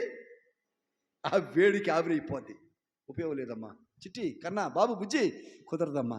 అయ్యో ఇది నో ఛాన్సా? No chance. ఆప్షన్ లేదా? ఆప్షన్ లేదు. వెనకాల సీట్లో కూర్చుంటానండి, లేదు, అది కూడా ఫుల్ అయిపోయింది, వెనకాల సీట్ కూడా లేదు. సరే నేను ఎక్కలేకపోయాను, ఇంట్లో మా వాళ్ళు ఉన్నారు, మీ ఓళ్ళ సంగతి అక్కడ ఉన్న వాళ్ళు చూసుకుంటారులే, ఊళ్ళో వాళ్ళ సంగతి చూసుకుంటారు, నువ్వు అక్కడుండు. దిగ్భ్రాంతికరమైన చెరుపు, నష్టము కలిగింది అక్కడ. అదే నరకం అంటే. అది నరకం. అప్పుడు కానీ తెలియదు మనకి. అయ్యో నేను నీ మంచి పనులు చేశానండి, నేను ఎంత సేవ చేశాను, నేను ఇంత ఆరాధన చేశాను, నేను ఎంత పరిచయం చేశాను, మా పాస్ గారు ఎప్పుడైతే అడిగినా నేను అన్నీ చేసి పెట్టానండి, మందిర పరిచయం అంటే అన్నీనండి, ఎక్కడికైనా అక్కడ వెళ్ళానండి, ఎన్నెన్నో చేశానండి.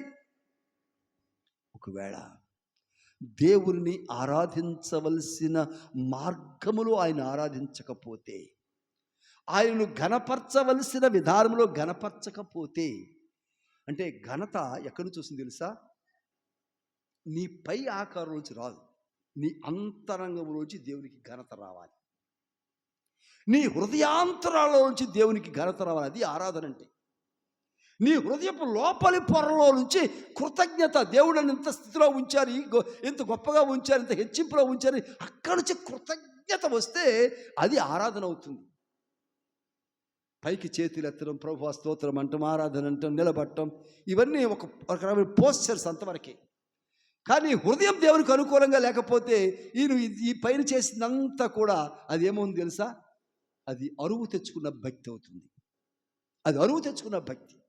ఆ అరువు తెచ్చుకున్నది ఏమైపోతుందంట? దిగ్భ్రాంతికరంగా కృంగిపోతుంది, కలవరపడుతుంది, గందరగోళం అయిపోతుంది, అది బ్రతకదు, అది ఉండదు, అది పట్టబడుతుంది, అది కూలద్రోయబడుతుంది. తెచ్చుకున్న భక్తి ఉండకూడదు మనకి ఎప్పుడు కూడా.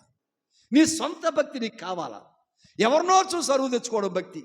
వాళ్ళు ఎలా ప్రార్థన చేశారు కాబట్టి నేను ఇలాగే ప్రార్థన చేయాలా, వాళ్ళు ఎలా ఉన్నారు కాబట్టి నేను కూడా ఇలాగే నిలబడాలా అని కాదు. నీ హృదయం నీకు చెప్తుంది ఎలా ఉండాలో, ఏం చేయాలో, ఎలా మోకరించాలో, ఏ ప్రార్థన చేయాలో, ఎంత ఒదిగిపోవాలో.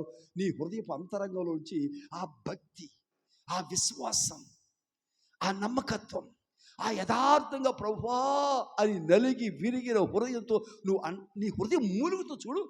నీ పెదవులు కాదు మూలిగేది, నీ హృదయం మూలుగుతుందే, అది నిజమైన ఆరాధన. అందుకని యెషయా గ్రంథంలో మాట అంటాడు, చూద్దాం. 2-3 వర్షాలు మీకు చెప్పేసి ముగించేస్తాను. యెషయా గ్రంథం 28వ అధ్యాయం 16వ వచనం. యెషయా గ్రంథం 28వ అధ్యాయం 16వ వచనం.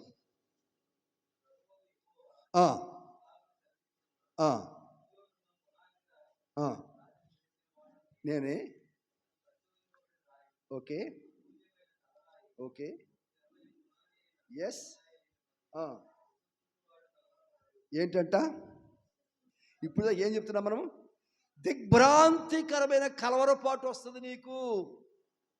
నువ్వు కోలుకోకుండా ఉండజేసేటువంటి పరిస్థితులు దాపురిస్తాయి అని చెప్పుకున్నాం మనం. అయితే నిన్ను ఎప్పుడో నేను నాటాను, ఎప్పుడో తలరాయిగా చేశాను, ఎప్పుడో నేను ఏర్పాటు చేసుకున్నాను. అది నువ్వు గమనించలేదమ్మా.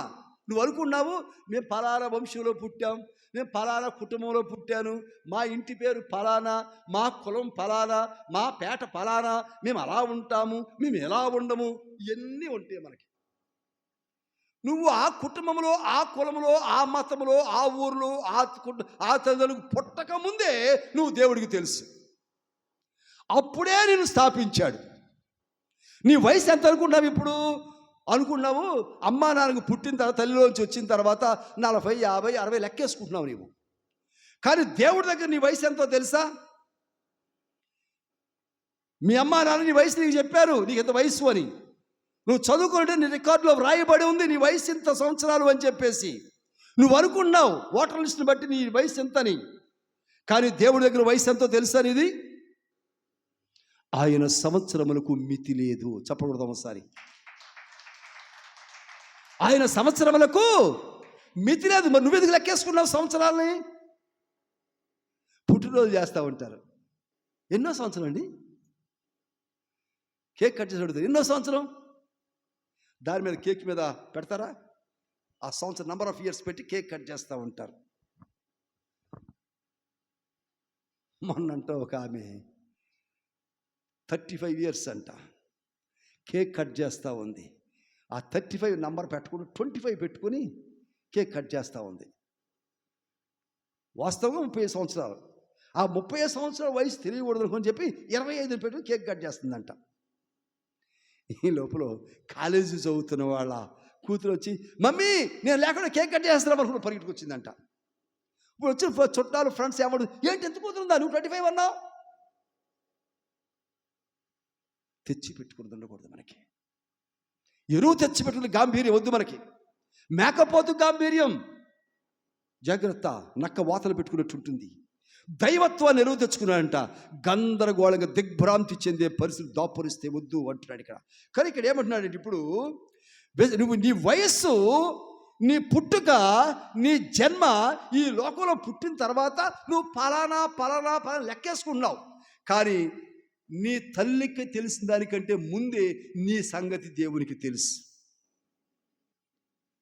నీ తల్లికి నువ్వు గర్భంలో పడినావని ఏదో ఒక సమయంలో గుర్తొచ్చింది. ఎప్పుడో లోపల అది ఆ క్రమం కలిగింది, ఆ కదలిక కలిగింది ఎప్పుడో. లేదా చెక్ చేసుకుని డాక్టర్ వెళ్తే డాక్టర్ గారు చెప్పారు నీకు ఇన్నో నెల అని చెప్పి. అప్పటి నుంచి లెక్కేసుకున్నావు. పుట్టినప్పటి నుంచి నీ వయసు లెక్కించబడుతుంది. కానీ ఈ భూమికి పునాది వేయబడక మునిపే నువ్వు దేవుని దగ్గర ఉన్నావు. అప్పుడే నేను స్థాపించుకున్నాడమ్మా, ఇప్పుడు కాదు. ఇప్పుడు మధ్యలో వచ్చి 10-30 సంవత్సరాల క్రితం నుంచి లెక్కేసుకున్నావు నువ్వు. మేము పలానా. ఎక్కడి నుంచి వచ్చినాయి ఈ ఫలానాలు? ఫలాలు లేని ఫలాలు ఎందుకండి మనకి? ఫలాలు లేనటువంటి ఫలాని వద్దు మనకి. ఫలాలు కలిగిన ఫలానా దేవుని బిడ్డనే అడ్రస్ కావాలి మనకి. దేవుని స్తోత్రం చేద్దాం. హల్లెలూయా. ఫలాలు ఆశీర్వాదము, రక్షణ, స్వస్థత, క్షేమము, సంతోషము కలిగిన ఫలాలు ఇచ్చే దేవుడు మన ఫలాల అడ్రస్. అది కావాలి. అందుకే అంటాడు 100వ కీర్తన అంటాడు, మనం ఆయన వలన కలిగిన వారము, ఆయనే మనల్ని పుట్టించెను, ఆయన మేపెడి గొర్రెలము, ఆయన వారము. మీరెవరండి? మేము ఫలానండి. మీరెవరండి? ఎవరు అనేది లోకంలోంచి కాదు, దేవుని దగ్గర నుంచి వచ్చింది. మేము దేవుని వారము, మేము దేవుని వారము. అందుకే అంటున్నాడు ఇక్కడ. ఎప్పుడు చెప్పాడంటే ఆయన, సియోనులో పునాదిగా రాతిని వేసినవాడు నేనే, పరిశోధింపబడిన రాయి, అమూల్యమైన తలరాయి, బహు స్థిరమైన పునాది అయిన మూలరాయి ఉన్నది. విశ్వసించువాడు, నేను అప్పుడే ఉన్నాను. దేవుడు నన్ను అప్పుడే ఎరిగాడు. ఇప్పుడు మా అమ్మ ఎరిగింది, కానీ అప్పుడే నా దేవుడిని నేను తెలుసు. నేను పుట్టాక మా నాన్నకి తెలుసు, కానీ మా మేనమామ తెలుసు, మా తాతకు తెలుసు, మా అక్కకి తెలుసు, మా తమ్ముడు తెలుసు, కానీ నేను ఈ లోకంలో పుట్టక ముందే నా దేవునికి తెలుసు. నేను దేవుని బిడ్డను నమ్మితే చాలంట, ఈ దిగ్భ్రాంతికరమైన కలవరపాటు నీ జీవితంలో రాకుండా సమాధానకరమైన రక్షణకరమైన స్థితిని దేవునికి అనుగ్రహిస్తా ఉన్నాడు. దేవునికి స్తోత్రం. హల్లెలూయా. యోహాను సువార్త మాట చూద్దాం. యోహాను సువార్త 1వ అధ్యాయం.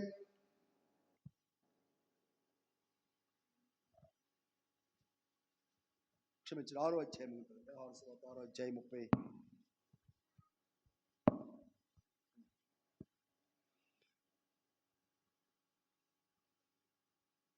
29వ వచనం. 6:22 29. యేసు ఆయన పంపిన వారి యందు మీరు విశ్వాసం ఉంచినయే దేవుని క్రియ. దేవునికి స్తోత్రం చేద్దాం. హల్లెలూయా. విశ్వసించువాడు కలవరపడడు కదా. ఎవరి మీద ఉంచాలి విశ్వాసం? ఇప్పుడు యేసు ప్రభు మీద విశ్వాసం ఉంచాలి. అప్పుడు కలవరపడి, కంగారు పడి, ఆశ్చర్యపోయి, నాకేంటే ఇలా జరిగింది, మేము బాగానే ఉన్నాం ఎన్నో దాకా, ఇప్పుడే ముదరాష్ట్రపతి ఇలా వచ్చింది. ఏంటంటది? మాయిదారిది. ఎన్ని తిట్టుకుంటామో మనం. ఎందుకు ఆ ముదరాష్ట్రపతి మీదకి వచ్చింది? ఎందుకు ఆ మాయిదారిది నేను తాకింది, నీ కుటుంబంలో జ్వరబడిందో తెలుసా? నువ్వు నమ్మవలసిన దేవుడిని నమ్మలేదు కనుక, విశ్వసించవలసిన విధంగా దేవుడిని విశ్వసించట్లేదు. అందుకు ఆ భ్రమలో ఉన్నావు కనుక దిగ్భ్రాంతి, ఆశ్చర్యం పడే కలవరపాట్లు వస్తుంది. ఇక్కడ అంటున్నాడు, ఆయన పంపిన వారి యందు మీరు విశ్వాసం ఉంచినయే దేవుని క్రియ అంటున్నాడు. అయితే పంపినటువంటి వాడు ఏం చేస్తున్నాడు? ఒక మాట చూద్దాం మనం ఇప్పుడు. 32వ వచనం చూద్దాం.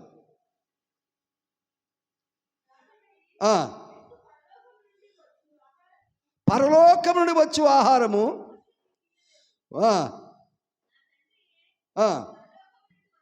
నా తండ్రియే పరలోకము నుండి వచ్చు నిజమైన ఆహారమును మీకు అనుగ్రహించుచూ ఉన్నాడు. దేవుని స్తోత్రం చేద్దాం. హల్లెలూయా, హల్లెలూయా. ఇప్పుడు నిజమైన ఆహారం అంట ఎవరు అనుగ్రహిస్తున్నారు? మీరు విశ్వసిస్తే, మీరు యేసు క్రీస్తునందు విశ్వాసం ఉంచితే, నేను ఆ సృష్టికర్త అయిన, ఆ సర్వాధికారి ఒకే ఒక్క దేవుడు, ఏకైక దేవుడు, ఆ దేవుని బిడ్డను నువ్వు నమ్మితే నీ కులాలు మర్చిపో. ఒకసారి వద్దు, ఇది ఇప్పుడు దాకా నీ మతం మర్చిపో, మీ ఇంటి పేరు మర్చిపో, మీ ఊరి పేరు, మీ వీధి పేరు, మీ పేట పేరు, మీ ఫ్లాట్ నెంబర్ మర్చిపో. వినండి, అన్నీ మర్చిపో. నువ్వెవరో తెలుసు? ఇప్పుడు దేవుని బిడ్డవి. దేవుని బిడ్డను నమ్ము. అప్పుడు ఈ కలవరపాటు నీకు రాదంట, అప్పుడు ఈ కంగారు నీకు రాదు. అప్పుడు నీ ఇంటి పేరు నజరేతు, మీ నాన్నగారి పేరు యెహోవా దేవుడు, మీ అన్నగారి పేరు యేసు ప్రభువు, మీ అమ్మ పేరు పరిశుద్ధాత్మ. అప్పుడు ఏమిటి కలవరపాటు నీ జీవితంలో రాదిక. దేవుని స్తోత్రం. హల్లెలూయా. ఇది వదిలేసుకొని ఎవరెవరినో పట్టుకొని, మా అమ్మ అండి, మా అమ్మ బతుకున్నప్పుడు నువ్వు నీళ్ళు పోయినా, చచ్చిపోయి ఎంత బాగా చూసేది, మొత్తం చీర పెట్టి కూడా పంపలేదు. ఎవరి గురించి ఏడుస్తున్నావు? ఎవరిని నువ్వు చేస్తున్నావు? ఎవరిని సంతోషపెడుతున్నావు? నీ దేవుడిని సంతోష పెట్టకుండా ఎవరిని సంతోష పెడితే ఏమిటి ప్రయోజనము? కనుక అంటున్నాడు, ఇప్పుడు వరకు మీ అమ్మ, మీ నాన్నగారు, మీ భర్త గారు, మీ భార్య, మీ పిల్లలు ఏదో ఆహారం పెట్టారు, వీళ్ళు ప్రొద్దులు తిన్నావు, నేను తిన్నావు, మొన్న తిన్నావు, పుట్టినప్పుడు తింటానే ఉన్నావు. ఈరోజు ప్రభు ఏమన్నాడంటే, నువ్వు నమ్మితే, నువ్వు విశ్వసిస్తే ప్రభు ఏమిస్తున్నాడంట? చెప్పండి చెప్పండి, ఏముంది అక్కడ? నిజమైన ఆహారము అంటున్నాడు. దేవుని స్తోత్రం చేద్దాం. హల్లెలూయా. ఏం కలవరపాటుకి వెళ్ళిపోయారు? కలవరపాటుకి వెళ్ళిపోయారా? కలవట్లోకి వెళ్ళారా? సౌండ్ రావట్లేదు. కలవట్లేడే నిద్ర, కలవరపాటునే కంగారు. కంగారు చాలా రకాలు ఉంటుంది. ఇంకా టైం అయిపోయింది, వదిలిపెట్టలేదు, ఈయన ఏంటో ఇంకా సాగిస్తున్నాడని చెప్పేసి అది ఏదో ఏదో చేసేస్తే ఇక బయలుదేరుతాం కాదని కలవట పడుతుంటారు కొంతమంది నిద్రలో. దేవుని స్తోత్రం. హల్లెలూయా. అంటున్నాడు ప్రభు, విశ్వసిస్తే ఏం చేస్తాడంట ఆయన? నా తండ్రియే పరలోకము నుండి వచ్చు నిజమైన ఆహారమును మీకు అనుగ్రహించుచున్నాడు. 35వ వచనం చూద్దాం ఇప్పుడు. అందుకు యేసు వారితో చెప్పకూడదాం ఒకసారి. హల్లెలూయా. ఎవరంట నిజమైన ఆహారం? ఎవరు ఇప్పుడు చెప్పండి? యేసుక్రీస్తు ప్రభువారు నిజమైన ఆహారము. అందుకే ఆయన శరీరాన్ని ఏం చేస్తున్నాడు? ఆయన నలగగొట్టుకుంటూ, ఆ నలగగొడుతూ ఉండగా చెరుకు గెడ ఆ మిషన్లో పెట్టి బాగా మెలిపెట్టి తిప్పుతూ ఉంటే వచ్చిన జ్యూస్, ఆ రసం ఎలాగో మనం త్రాగుతున్నామో ఆయన శరీరము కూడా అలా క్రష్ అయిపోయి కోడాలతో కొడుతూ ఉంటే, ఆయన నానా రకాల రీతిలుగా ఇబ్బంది పెడితే, హింసిస్తూ ఉంటే, మానసికంగా శారీరకంగా ఆయన హింసిస్తూ ఉంటే, దానంతటిని బట్టి వచ్చినటువంటి ఆ శరీరం వచ్చి రేగినటువంటి ఆ శరీరపు తునకలను ఆయన రొట్టెను విరిచి, ఇది నా శరీరం అని చెప్పి మనకు అప్పగిస్తున్నారు ఆయన. దేవుని స్తోత్రం. హల్లెలూయా. అంటే మనం తీసుకుపోయేది ఏంటంటే ఇది నిజమైన ఆహారము. చెప్పండి చెప్పండి, మాట చెప్పండి. మనం ఇప్పుడు ప్రభు యొక్క శరీరాన్ని తీసుకున్నాం. అది ఏంటది? It's a true food. అదేంటయ్య గారు, నిన్న అయ్యారు జొమాటో ఆర్డర్ ఇస్తే 1000 రూపాయలు అయింది గారు ఇద్దరికి. ఫాల్స్ ఫుడ్ అది. ఇందా చెప్పుకున్నాం, ఆయిల్ మసాలాలు ఏమి వేశారు. అది తిన్నాక నీకు గ్యాస్ ట్రబుల్ వచ్చింది, అది తిన్నాక తర్వాత క్యాన్సర్ వస్తుంది, దాన్ని బట్టి నీకు హార్ట్ పంపింగ్ అయిపోయింది, దాన్ని బట్టి నీకు సర్జరీ జరగాల్సి వస్తుంది, దాన్ని బట్టి కళ్ళ మసక వచ్చింది, దాన్ని బట్టి పొట్టలో ఉబ్బరం వచ్చేసింది, అన్ని రకరకాల కీళ్ళప్పుడు వచ్చేసింది. అది నిజమైన ఫుడ్ అయిందా? అది నిజమైన ఫుడ్డా? మా ఇంట్లోనే వండుకుంటాం అయ్య గారు. వండు. అది కూడా నీకు అజీర్తి చేస్తుంది, అది కూడా నేను ఇబ్బంది పెడుతుంది. అది తిన్నా చనిపోతావు, ఇంట్లో వండుకుని తిన్నా చనిపోతావు. జొమాటో నుంచి తెచ్చుకుని రెస్టారెంట్కి తిన్నా ఇంకేమున్నాయి, ఇంకేముంటాయి, ఏ చేసినా చచ్చిపోతావు. ఆయన అంటున్నాడు, జీవాహారము నేనే, నేనిచ్చు ఆహారము తినువాడు ఎన్నటికి నీ చనిపోడు. దేవుని స్తోత్రం చేద్దాం. హల్లెలూయా. అది నిజమైన ఆహారం అమ్మా, అది నిజమైన ఆహారము. అందుకే నా తండ్రి నీ కొరకు నిజమైన ఆహారముగా కుమారుని యేసుక్రీస్తుని పంపిస్తే, ఆ శరీరము నలగగొట్టబడుతూ ఉంటే, కోడాలతో కొడుతూ ఉంటే, ముళ్ళు చీల్చేస్తూ ఉంటే, ఆ ముళ్ళను బట్టి కోడాలను బట్టి రేగిన ఆ శరీరము, ఆ రక్తము, ఆ కుడిల కండరాలు గాల్లోకి చల్లచెదరైపోతుంటే, ఆ రూపములో ఇచ్చాడు మనకి, ఇది నా శరీరము అని చెప్పేసి. కనుకనే శరీరపరంగా ఈ లోకంలో చనిపోయిన నిత్యము కూడా మనము ప్రభు దగ్గర బ్రతికి ఉంటాము. అందుకని శిలువ మరణం పొందుతున్నప్పుడు యేసయ్య ఎంత మాత్రము కలవరపడలేదు. ఆ కోడ దెబ్బలు పడుతూ ఉండగా, ఆయన ప్రాణం పెడుతూ ఉండగా ఎంత మాత్రము కలవరపడలా. ఎందుకో తెలుసా? ఆయన విశ్వసించిన వాడు మనకు దేవుడిగా వచ్చిన మన రక్షకుడు కనుక కలవరపడలేదు. బబులోను రోజు కలవరపడుతున్నాడు, బేలు దేవతలు కలవరపడుతూ ఉన్నాయి, మరదోకలు కలవరపడుతూ ఉన్నారు, అన్యాయస్తులు కలవరపడతారు, అవిశ్వాసం కలిగిన వారు కలవరపడతారు, ప్రభువును నమ్మని వారు కలవరపడతారు, ప్రభువుని విశ్వాసం ఉంచని వారు కలవరపడతారు. కానీ ఆయన విశ్వాసం ఉంచిన వారు మరణమే మీదకి వచ్చిన కలవరపడరు, చావు తరుముకుంటూ వచ్చిన కలవరపడరు, రకరకాల రోగాలు తరుముకుంటూ వచ్చిన చూసుకో, నీ ఇష్టం, ఏం చేసుకుంటావు చేసుకో అంటారే తప్ప కలవరపడరు.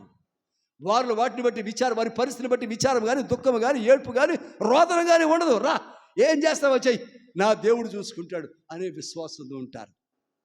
అప్పుడు దేవుడికి నిజమైన ఆహారం ఇస్తే. కనుక మనం తీసుకుపోయే ఆహారం అది ఏమిటయ్యా అంటే, అది పరలోకపు తండ్రి నిన్ను ప్రేమించి నీ కొరకై ఇచ్చినటువంటి ఏం ఆహారం? అది నిజమైన ఆహారము. ఇదే